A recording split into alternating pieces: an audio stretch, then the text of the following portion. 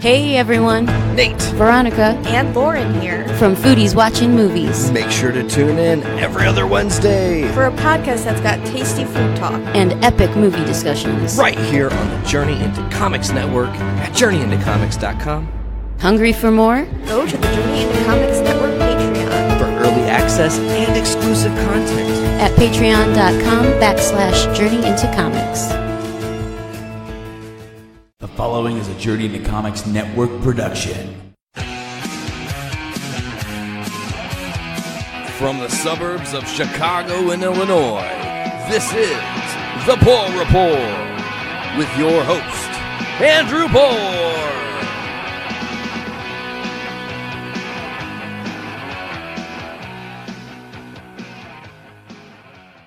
Good morning, ladies and gentlemen. Welcome to episode 28 of the Puhr Report. I am your host, Andrew Puhr, and I want to thank you for joining me here on this beautiful, beautiful day.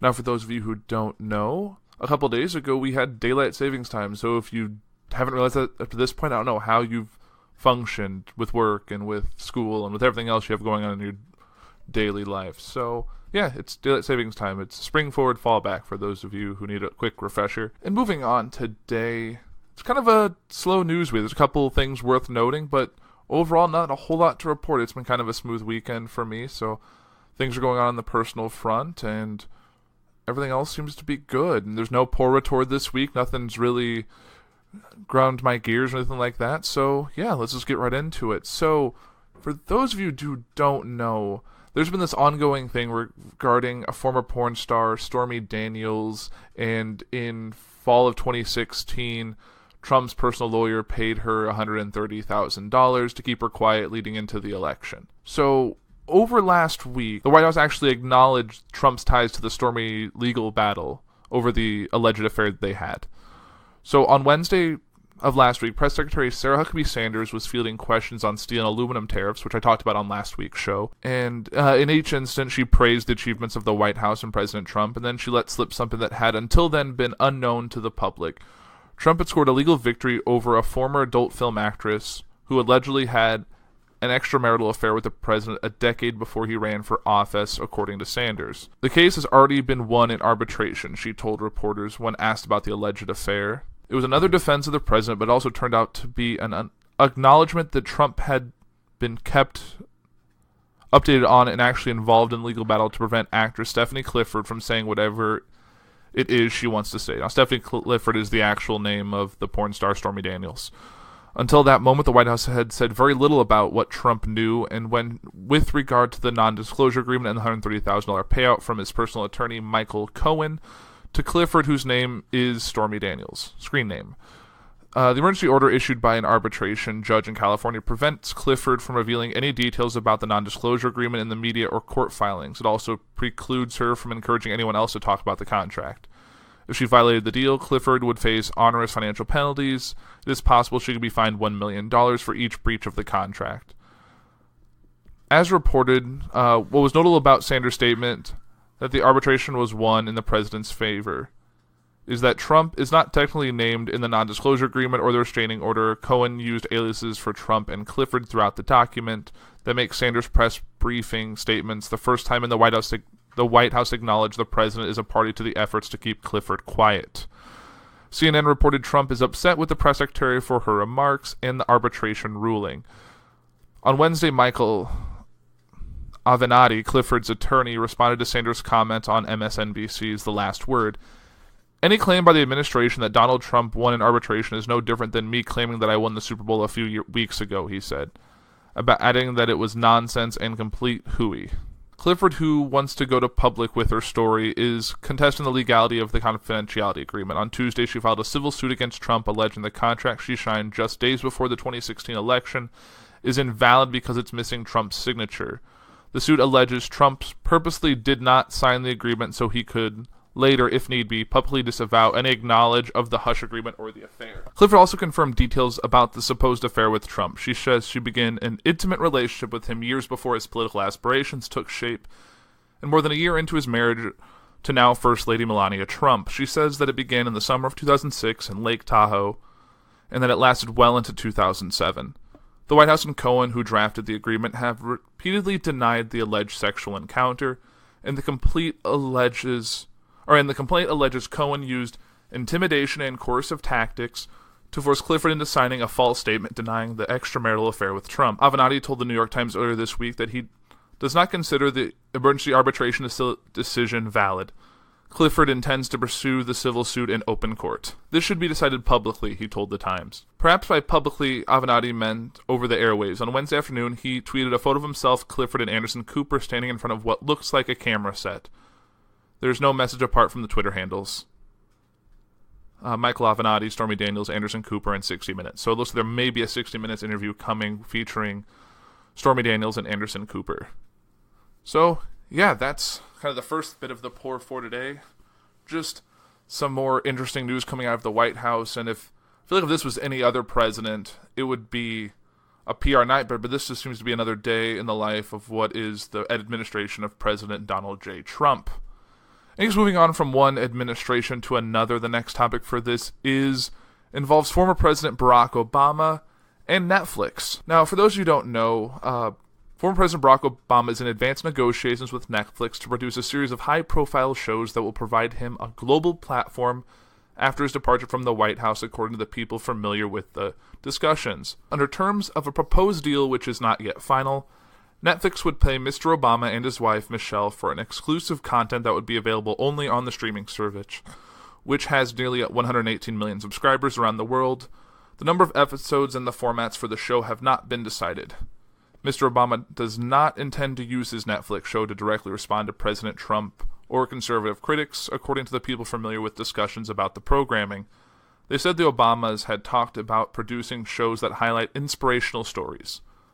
But the Netflix deal, why not a direct answer to Fox News or Breitbart.com, which would give Mr. Obama an unfiltered method of communicating with the public similar to the audience he already reaches through social media, with 101 million Twitter followers and 55 million people who have liked his Facebook page. President and Mrs. Obama have always believed in the power of storytelling to inspire. Eric Schultz, a senior advisor to the former president, said on Thursday, throughout their lives they have lifted up stories of people whose efforts to make a difference are quietly changing the world for the better. And they consider their future personal plans. They continue to explore new ways to help others tell and share their stories. In one possible show idea, Mr. Obama could moderate conversations on topics that dominated his presidency: healthcare, voting rights, immigration, foreign policy, climate change, and that have continued to divide a polarized American electorate during President Trump's time in office.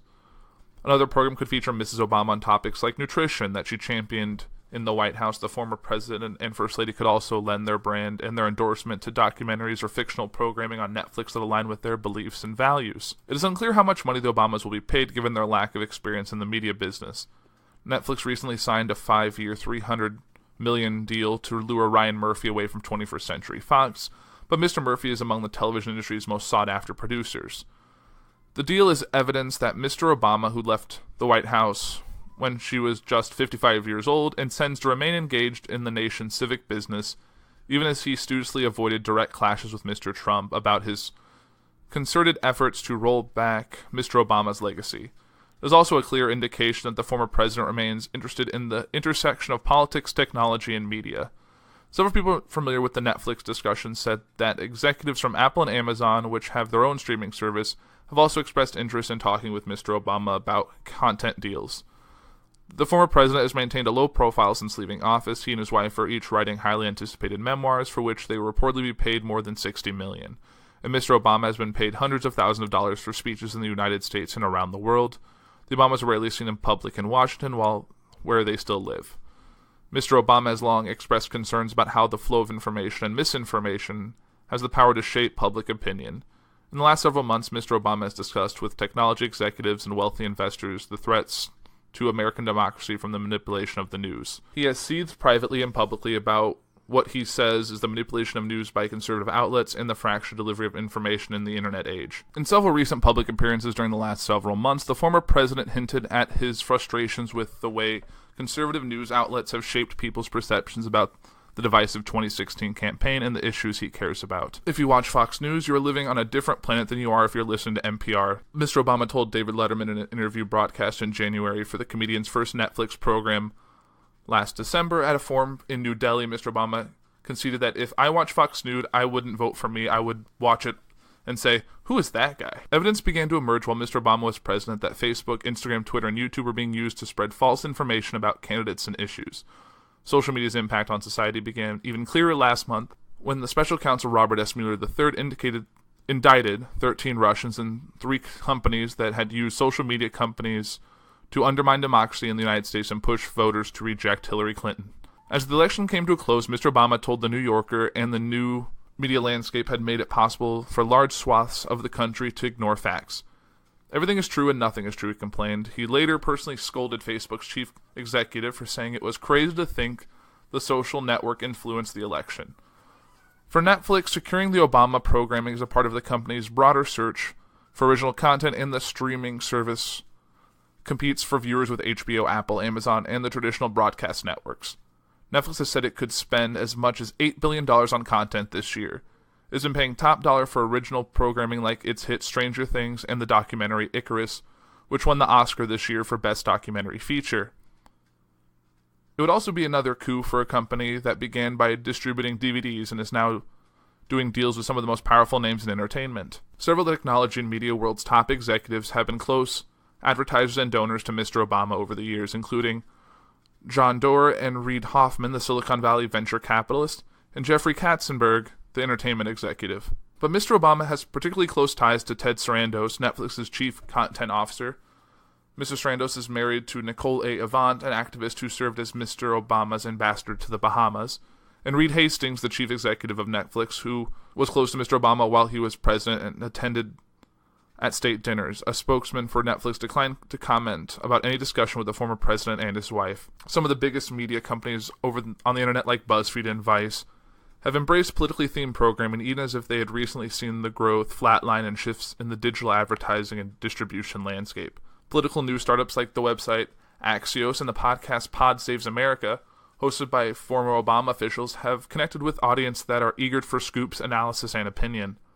The deal between Netflix and Mr. Obama would be a modern media twist on an approach that former politicians have tried in the past.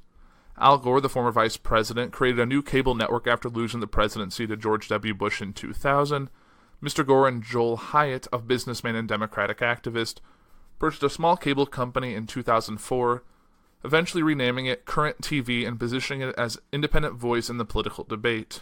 The network expanded its presence on cable and satellite networks and changed formats several times during the next 8 years, at one point providing a home for Keith Olbermann, an outspoken liberal and former host at MSNBC. In 2013, Mr. Gore and Mr. Hyatt sold their company to the Al Jazeera Media Network, which shut down the Current TV channel. Mr. Obama's approach is less of a direct challenge to the existing news establishment, but he's embracing the streaming service that have become a direct threat to the cable and network television infrastructure, especially among younger viewers. So, interesting news coming to Netflix in the not-too-distant future. That's exciting. And then going from Obama to his vice president, Biden aides prepping for a 2020 run. For those of you who know, Joe Biden, Obama's vice president for both terms, famously came out in, I believe it was fall of 2015, came out and said that he would be not running in the 2016 presidential election due to personal reasons and the death of his son, and just didn't feel it was his time to do it. Now it seems that things are actually changing, and I'm going to go through this article right now. So, former Vice President Joe Biden is moving to closer to a 2021 for president, with close aides telling Politico that they are preparing for a number of scenarios ahead of possible campaign announcement. Politico reports that a close circle of Biden aides is preparing for several 2020 scenarios, including Biden announcing his candidacy early enough to set the field of challengers around him, or late enough to skip the first 2 contests in Iowa and New Hampshire. Another option could rapidly be running on the promise of a one-term presidency. The former vice president is thinking through a million unconventional options because there is an acknowledgement that his campaign could be an unconventional campaign, one person close to the discussion said. According to the news site, Biden has spent recent months watching the Trump administration with dismay, and with aides telling him that he had the experience and credibility needed to mount a challenge to Trump in 2020. Looking at the environment, it's hard for someone who spent his life in public service to say, "I don't think I can play any role in fixing this," said a source close to the meetings. But Biden, who met with major donor Robert Wolf recently, as speculation about his plans to roll around Washington is actively dissuading aides and donors from speculating about his 2020 plans, urging Democrats instead to focus on retaking majorities in this year's midterm elections. It was very, very clear that he didn't want the narrative to be about him running in 2020. He shut it down very quickly. The former vice president mulled a run in 2016, but eventually declined. So that's kind of interesting. I personally think if Vice President Joe Biden had chose to run in 2016, ended up winning the nomination over then presidential nominee Hillary Clinton, that it may have been a different election going into 2016. I personally think maybe we should have some new blood in this race, but in a world where maybe Bernie Sanders may be considering running again, where we have a lot of stalwarts from the last election running, and I don't see too much new blood coming from the Democratic Party in terms of a raising contender to take on Trump in 2016, if his presidency lasts through 2016, or through 2020, then I think Biden coming in as a one-term president wouldn't be a bad idea. It would hopefully make up for what Trump is doing or alter some of his key positions, and it would open up 2020 or 2024 as an option for a new Democrat and a new Republican to take challenge and maybe get away from this weird rut we're in with these aged contestants. It's kind of time for another young president. So I think after 2020, maybe getting to some fresh blood in 2024, I think would be a nice welcome change. And the last thing I want to talk about here today involves some long waited for announcement, and that is Pharma-Bro Martin Shkreli cries in court, is sentenced to 7 years for securities fraud. If anyone remembers Martin Shkreli, I'm going to say his name, Martin Shkreli, famous executive at a pharmaceutical company who got basically lambasted in the media for really overcharging his customers for his product and being just kind of a dick in court proceedings. So basically what happened, which is great news, so the smirked white from his face, a crying Martin Shkreli was sentenced to 7 years in prison for securities fraud. In a hard fall for the pharmaceutical industry, bad boy vilified for jacking up the price of a life-saving drug. Shkreli, the boyish-looking 34-year-old entrepreneur dubbed the Pharma-Bro for his loutish behavior, was handed his punishment after a hearing in which he and his attorney struggled with limited success to make him a sympathetic figure. His own lawyer confessed to wanting to punch him in the face sometimes. Don't we all? The defendant hung his head and choked up as he admitted to many mistakes and apologized to the investors he was convicted of defrauding. At one point, a clerk handed him a box of tissues. I want the people who came here today to support me to understand one thing. The only person to blame for me being here today is me, he said. There is no conspiracy to take down Martin Shkreli. I took down Martin Shkreli. In the end, U.S. District Judge Kiyo Matsumoto gave him a sentence that fell well short of the 15 years prosecutor wanted, but was a lot longer than the 18 months his lawyers asked for. He was also fined $75,000. So it looks like they kind of met in the middle for terms of sentencing. He was found guilty in August of lying to investors in 2 failed hedge funds and cheating them out of millions.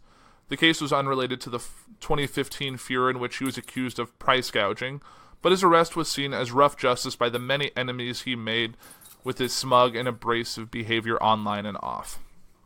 The judge insisted the punishment was not about Shkreli's online antics or his raising the cost of the drug. This is not about Mr. Shkreli's self-cultivated public persona, nor his controversial statements about politics or culture, Matsumoto said. But she did say his conduct after the verdict made her doubt the sincerity of his remorse.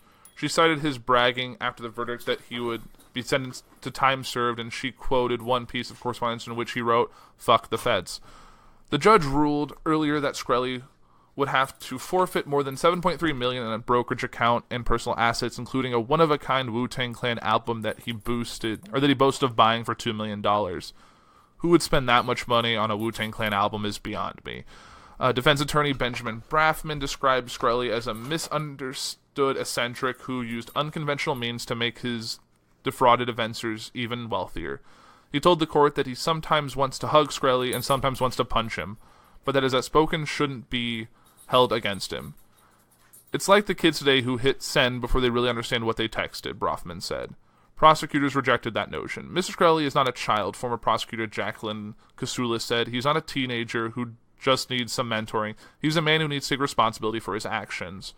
Shkreli became the face of the pharmaceutical industry evil in 2015 when he increased by 5,000% the price of Daraprim, a previously cheap drug used to treat toxoplasmosis, a parasitic infection that can be fatal to people with the AIDS virus or other immune system disorders.